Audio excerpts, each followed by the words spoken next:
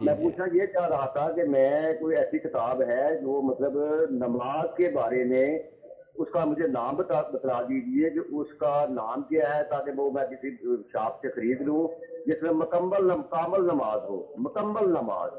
जी, नमाज नबवी के नाम से डॉक्टर शफीक साहब की किताब है रियाज से, वो आप पढ़ सकते हैं। इसी तरह आपके शहर से ही एक मौलाना सादिक सियालकोटी साहब की किताब है सलातुर रसूल के नाम से, जिसमें पूरी तफसील के साथ मौजूद हैं।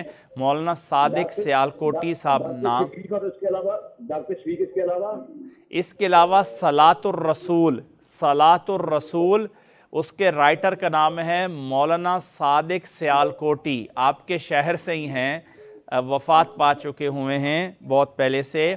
आप उनकी किताब है सलातुर रसूल के नाम से, आप वो बाज़ार से आपको मिल जाएगी, बड़ी फ़ेमस किताब है, आप लेके पढ़िए, इंशाअल्लाह ताला आपको नमाज के पूरे मसाइल का पता चल जाएगा।